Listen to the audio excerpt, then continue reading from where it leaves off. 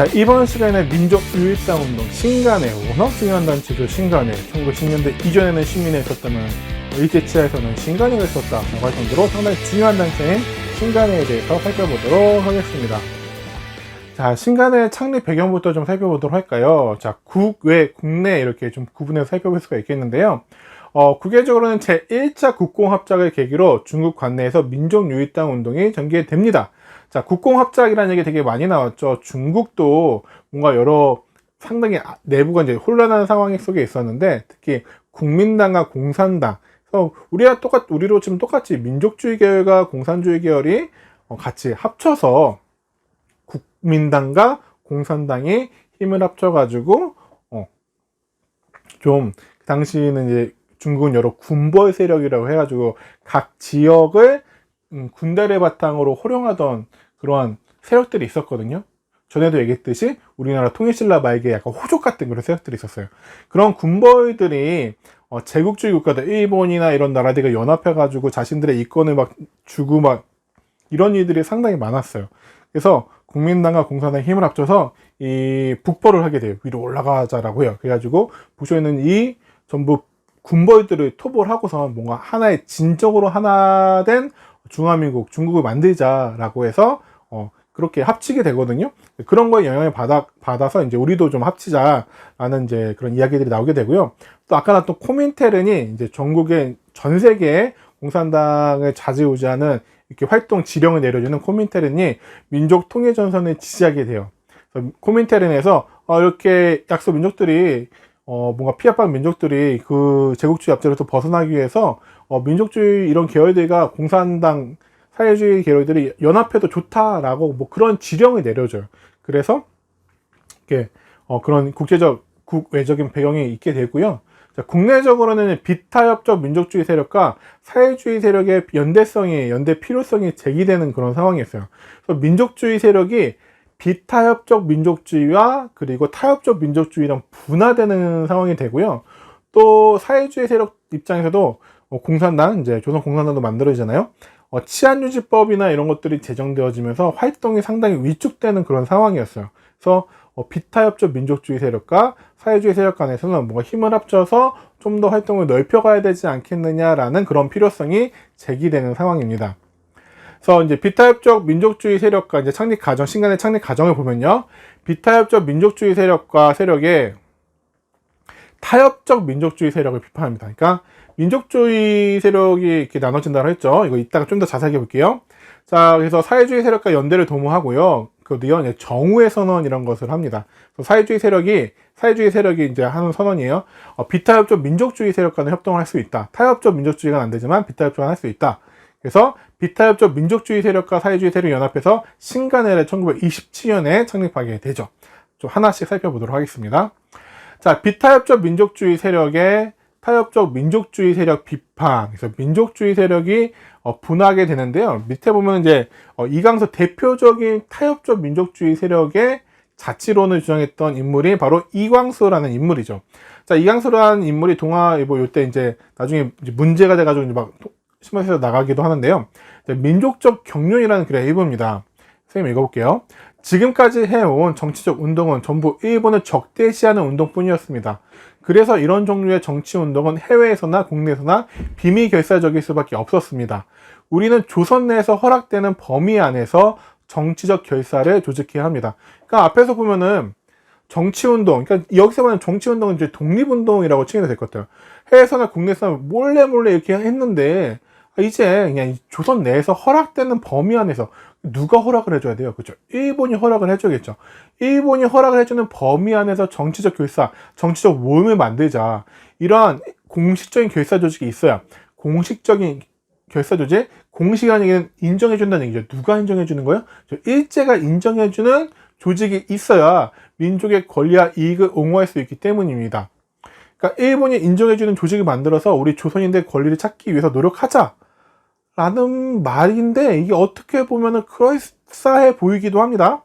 또한 조선인들의 정치적으로 훈련하고 단결하여 민족의 정치적 중심 세력을 만들어 앞으로 이어질 정치운동의 기초를 다질 수 있습니다 라고 얘기를 하는 거죠. 근데 모든 것을 차치하고 보면은, 자, 그러면은 우리가 일본이 인정받는 조직을 만들겠다라는 것 자체가 어떤 겁니까? 일본이 우리나라를 지배하는 것을 인정한다라는 전제가 깔려 있는 거죠. 그러니까 문제가 있는 거예요. 결국에는 이렇게 자치론, 타협적 민족주의자들은 나중에 아예 친일로 가는 경우가 상당히 많습니다. 자, 그럼 민족주의 이 세력들 보는데 약간 어떻게 분화되는지 좀 보도록 할게요. 이 독립운동 세력들 어떻게 분화되나 보면은, 자, 3.1운동 이후에 민족주의 계열과 사회주의 계열로 나눠지게 되죠. 그래서 민족주의 계열에서 추진했던 운동들이 바로 실력 양성 운동이에요. 실력 양성 운동 어떤 거 있었습니까? 좀 물산 장려 운동이라든지 밀립대학 설립 운동, 이런 것들이 바로 실력 양성 운동이 되겠죠. 자, 사회주의 계열은요, 여러 활동을 하다가 이제 조선공산당을 결성하게 됩니다. 조선공산당을 결성하게 되는데, 곧이어 일본이 이런 사회주의 세력들 이런 것들의 활동을 막기 위해서 치안유지법을 그렇죠 제정하게 되죠.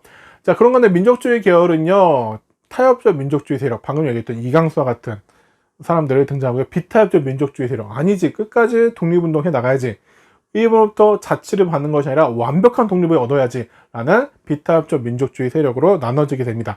그래서 타협적 민족주의 세력은 자치론으로 이어지게 되고, 비타협적 민족주의 세력과 사회주의 계열이 연합해서, 이제 정오에서는 이제 사회주의 계열이 이따 나오는데요, 비타협적 민족주의 세력과는 연합할 수 있다라는 정오의 선언을 발표하면서 비타협적 민족주의 세력과 사회주의 계열이 만드는 단체가 바로 신간회가 되는 거죠.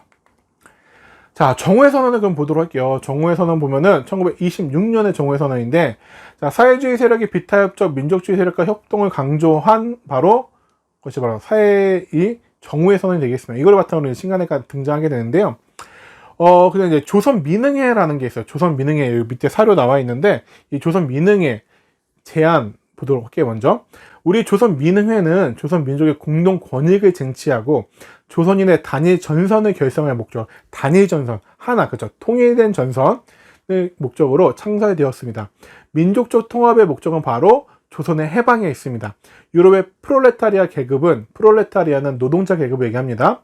봉건주의와 독재주의를 타파할 목적으로 자본가들과 뭉쳤습니다. 그러니까 유럽에서도 노동자들이 이 봉건주의, 전제 왕권 이런 것들, 독재 이런 것들을 타파하기 위해서 부르주아, 자본가 계급과 뭉쳤던 적도 있다. 그러니까 이 당시에 사회주의자들도 우리도 제국주의 일본을 타파하기 위해서, 타도하기 위해서, 독립을 쟁취하기 위해서는 민족주의 세력들과 연합할 수 있다라고 얘기를 하는 겁니다. 조선의 사회주의자들도 반제국주의 운동에 있어서 우리 민족주의자들과의 연합이 필요하다고 느낄 것입니다 라고 하면서 이제 시대일보, 당시 시대일보에 실린 글인데요. 그래서 조선민흥회라는 것들이 이제 조직되어집니다. 이 조선민흥회는요, 그래서 이제 어떠한 사람들이 모인 조직이냐면, 서울파 사회주의자들과 이제 사회주의 세력도 여러 갈래가 있거든요. 그 중에 이제 서울파 사회주의자들과 물산 장려회, 물산 장려 운동을 있거든. 물산 장려회 민족주의자들이 합친 민족협동 정선이에요. 그러니까 서울파 사회주의자들 그리고 조선 물산 장려회 민족주의자들이 민족협동 전선으로 만든 단체가 바로 조선민흥회라는 단체가 되겠습니까? 민족주의자들과 일부 사회주의자들 이제 함께한 조직이 되겠죠.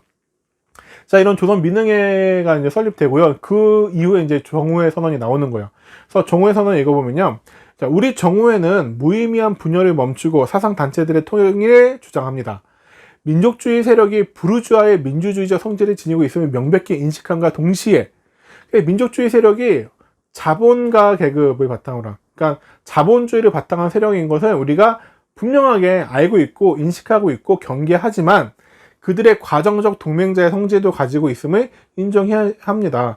그들이 우리와 같이 일본의 압제로부터 벗어나기 위한 독립운동을 해야 되는 그러한 동지임도 우리가 인식을 해야 한다. 같이 해야 되는 공동의 목표가 독립운동이라는, 독립이라는 공동의 목표가 그들과, 그러니까 지금 정오선언은 이제 사회주의자들이 발표한 거니까요.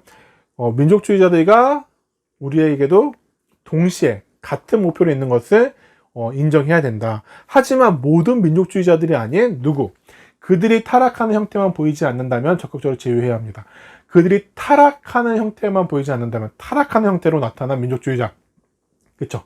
타협적 민족주의자들은 타락한 형태라고 얘기하는 겁니다. 그러니까 타락하지 않은 형태, 비타협적 민족주의자들과는 연합할 수 있다라는 것이 바로 이 정오의 선언, 사회주의자들이 선언을 한 것이고요. 특히 이 사회주의 세력은요, 치안유지법으로 인해 활동에 어려움을 겪고 있었어요. 그러다 보니까 이 정오의 선언을 발표하면서 비타협적 민족주의 세력과 협동해서 단체를 만들고, 이렇게 좀 지하에서 활동하던 모습들을 조금 양지로 좀 드러내서 좀 더 넓게, 폭넓게 활동을 해야 될 필요성도 느꼈어요. 그러다 보니까 민족주의 세력과의, 비타협적 민족주의 세력과의, 연대, 제휴도 필요하다고 생각을 해서 정오의 선언이 나온 거죠. 그래서 이제 비타협적 민족주의 세력과 사회주의 세력 연합으로 신간회가 창립됩니다. 1927년. 그래서 회장의 이상재. 이상재 선생님요, 독립협회 창립에도 참여했던 분이고요. 민족교육에 앞장섰던 그런 분이에요. 그리고 이제 부회장의 홍명희 선생은 약간 사회주의 세상에 열받으신 분인데요. 우리 임꺽정 아나요? 임꺽정? 다 알죠? 당시에 정말 히트를 쳤던 소설, 대하소설 임꺽정을 썼던 작가이기도 하십니다. 회장의 이상재, 부회장 홍명희 선생님이 선출이 되죠. 신간회가 등장합니다. 일제치하에서 신간회 비밀결사 조직 아니에요. 드러나 있는 조직이에요. 드러나 있고 일본도 파악하고 있는 조직이고 합법적으로 공식적으로 활동하는 조직입니다. 신간의 강령을 보도록 할게요. 우리는 정치적 경제적 각성을 촉진한다. 우리는 단결을 공고히 한다. 우리는 기회주의를 일체 부인한다. 라고 됐죠. 정치적으로 경제적으로 각성 깨우자. 우리는 단결하자.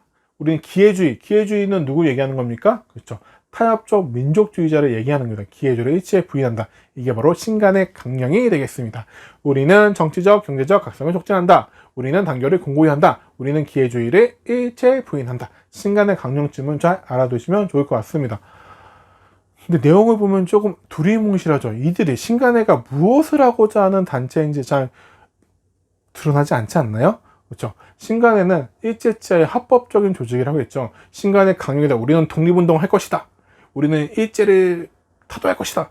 이렇게 쓰면은 단체 설립 허가가 나겠어요? 나지 않겠죠. 그래서 몇 번에 걸쳐서 수정을 한다고 합니다. 일부러 두리뭉실하게 애매모호하게 보면은 뭔지 무슨 내용을 말하려는 건지 알긴 알겠는데 뭔가 되게 우리가 요즘 그런 거 많이 쓰잖아요. 막 쓴 다음에 주어 없음 이런 걸 쓰듯이 여기 주인은 우리라는 주어는 있지만 애매모호한 표현, 두리뭉실한 표현은 어쨌든 일제 치하에서 합법적으로 활동하는 조직이기 때문에 일본의 입장에서 봤을 때 안 된다라고 할 수 있는 문구는 넣기 어려웠던 것 같습니다. 그럼 신간회는 어떤 활동들을 했는지 살펴보면요. 자, 신간회는요, 회원수 최대 4만여 명의 대중적 민족운동 단체를 성장을 합니다. 그래서 국내뿐 아니라 만주, 일본에도 지회를 설립합니다. 합법적 조직이기 때문에 어쨌든 이렇게 지회를 설립도 하는데도 어쨌든 지하 조직보다는 비밀 결사 조직보다는 훨씬 더 좋았겠죠. 유리했겠죠. 신간회는요, 개인 가입제로 운영이 되었다고 해요. 개인 가입제로 운영되었기 때문에 입회원서를 직접 나 들어가겠습니다라는 이 서류를 직접 작성해야 됐기 때문에 가입에 일정한 제한이 있었다고 합니다. 하지만 설립된 지 1년 만에 회원수가 2만 명을 돌파하고요.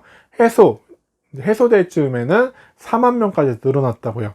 그래서 지회수도 각각 지방 조직에서도 1927년 말에 96개였는데 1931년에는 149개까지 증가하는 등 이렇게 활동의 인원수와 조직들이 엄청나게 컸던 그런 조직이라고 할 수 있겠죠. 그리고 어떤 활동들을 했는지 보면은 이제 계몽운동을 전개합니다. 계몽운동을 전개해서 전국의 순회 강연회도 하고요. 토론회도 같이 개최하게 되고요. 또 식민지 교육제도를 비판하는 모습들을 보입니다. 식민지 교육제도. 그래서 일본이 뭔가 한국인들이 위한 교육이 아니라 이거는 이제 6.19 만세운동 이때도 이제 얘기했던 것들 중에 하나잖아요. 그래서 노동농민운동과 연계합니다. 그래서 노동운동과 농민운동을 적극적으로 이렇게 지원해주게 되는데요. 소작쟁이와 노동쟁이를 지원해요. 노동쟁이는 쉽게 말해서 우리 지금도 이제 그 노동자들이 파업하죠. 파업하는 거라고 자신들의 원하는 것들을 요구를 관철시키기 위한 투쟁의 방법으로 파업하는 거 이런 것들을 이제 노동쟁이라고 하는데 소작쟁이는 아직 좀 생소하죠. 이 소작쟁이는 농민들이 지주들과 이렇게 하면서 소작농들이 파업하듯이 노동자들이 파업하듯이 이렇게 투쟁하는 것을 소작쟁이라고 합니다. 뭐 소작료 안 내기도 하고요, 뭐 거부하기도 하고요, 또 뭐 지주집 앞에 막 몰려가서 데모하기도 하고 막 이런 모습으로 나타나게 돼요. 어떻게 이제 원산 총파업이라 1929년에 원산 지역의 부두 노동자들이 총파업을 일으키게 되거든요. 거기에 이제 워낙에 그 노동운동 당시에 노동운동 파트에서 되게 중요하게 나오는 파업인데요. 원산 총파업이라고 나중에 좀 자세하게 배울게요. 원산 총파업을 이제 지원해주는 활동도 신간회가 하게 됩니다. 또 광주 학생 항일 운동, 광주 학생 항일 운동에 일어나게 되고 이거 이제 바로 이어서 이제 나오겠지만 광주 학생 항일 운동에서 이제 일본이 너무 편파적인 그러한 조선 학생들에 대해 편파적인 수사하고 검거하고 탄압을 하잖아요. 거기에 대해서 이제 진상조사단을 파견하고 그걸 이제 널리 알리는 그런 민중대회를 준비하게 돼요. 근데 이 광주 학생 항일운동 진상조사단을 파견하고 민중대회를 준비하는 과정 중에 지도부가 대거 강고되면서 신간회가 이제 위기를 맞게 되죠. 자, 또 하면 근우회라는 단체도 있습니다. 근우회 여성운동 진영의 통합. 그래서 여성들도 당시 민족주의 계열의 운동가들이 있었고요. 그리고 사회주의 계열의 독립운동가들이 있었거든요. 그래서 여성들도 사회주의 계열과 민족주의 계열이 통합돼서 이제 근우회라는 것을 만들게 돼요. 그래서 근우회를 흔히 신간의 자매단체다라고 얘기를 하는데, 또 요즘의 연구 결과에 따르면 또 호학자들은 무슨 얘기냐, 근우회는 근우회지 왜 신간의 자매단체라고 부르느냐라고 얘기를 하기도 합니다. 하지만 어쨌든 지금까지는 신간의 자매단체, 신간회에 연계되어진 여성들의 단체로 근우회가 있고, 근우회 또한 사회주의 세력의 여성들과 민족주의 세력의 여성들이 같이 연합해서 만든 단체다라고 알아두시면 되겠습니다. 근데 신간회 정말 오래 갔으면 좋았을 텐데 그렇게 오래 이어가지 못하고 해소되어져요. 해소란 말을 쓰는데요. 해소란 말 이따가 조금 더 설명을 해드리도록 할게요. 자, 광주 학생 항일운동 진상보고를 위한 대규모 민중대회 개최를 계획합니다. 그러니까 광주에 있는 학생들을 중심으로 했던 이 3.1운동 이래로 가장 거대했던 민족운동인 광주 학생 항일운동은 일본이 너무 조선 학생들을 편파적으로 수사하고 이러자 가서 진상조사단을 보내가지고 진상보고한 다음에 이런 알리는 대회를 개최함으로써 이 민족운동을 전국적으로 다시 한번 확산시키려고 민중대회를 개최합니다. 근데 이 준비를 하다가 사전에 미리 그 전에 일본에게 발각이 되어요.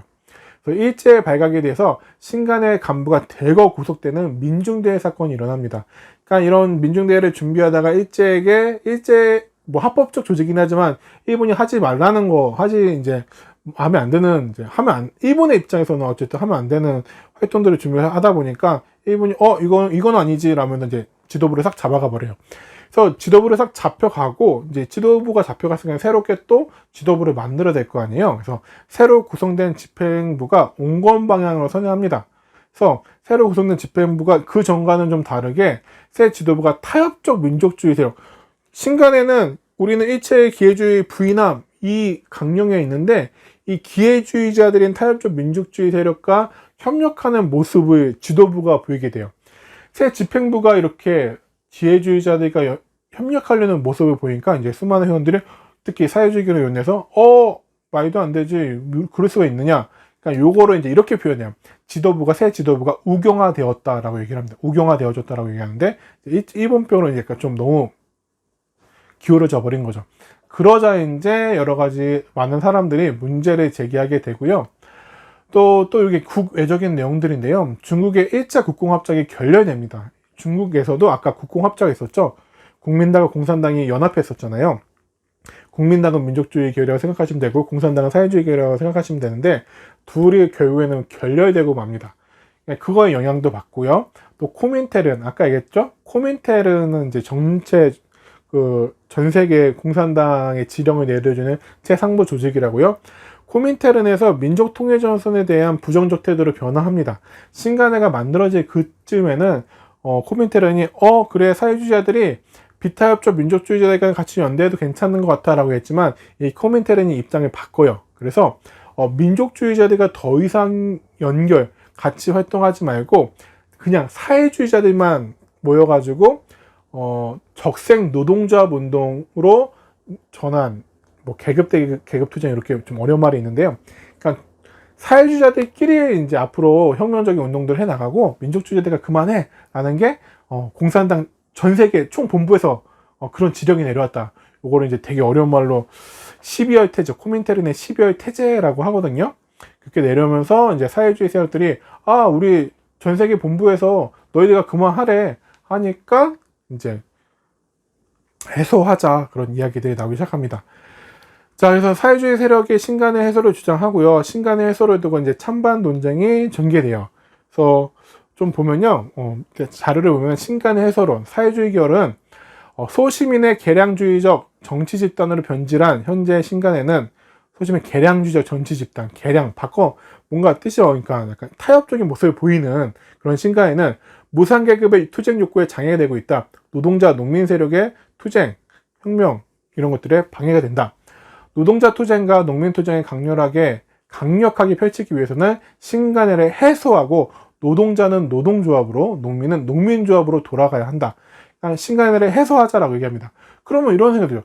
해소가 뭐예요? 해소가? 이런 생각 들잖아요. 해소라는 말은 뭘까? 해소는요, 그러니까 신간회가 쉽게 해체라는 말 쓰면 우리가 이해가 편할 텐데, 해소란 말 쓰잖아요. 해소는 이제 신간회 자체가 이제 사회주의자들은 이렇게 얘기하는 거예요. 신간회를 없애는 게 아니다. 그러니까 단체의 해체가 아니라 다른 운동의 형태로 바꿔서 발전해서 이어나가겠다. 이걸 해소라고 해요. 해소는 단체의 해체가 아니라 다른 운동 형태로 이어서 발전해서 이어나가겠다라는 의미가 됩니다. 그러니까 사회주의자들의 입장에는 신간을 해체하는 것이 아니라 같이 했던 거에서 다른 방법, 뭔가 적색 노동조합 운동, 적색 농민조합 운동, 혁명적 노동조합 운동, 혁명적 농민조합 운동으로 전환해서 계속 이어나가겠다라고 했기 때문에, 생각을 하기 때문에 해체라는 말을 안 쓰고 해소라는 말을 씁니다. 근데 뭐 실제 해체 아닌가요? 해체? 저는 그렇게 생각하는데. 자, 이제 근데 반면에 이제 민족주의 계열에서는 이제 해체하자라고 얘기하는 사회주의 계열에게 이런 말을 하는 거예요.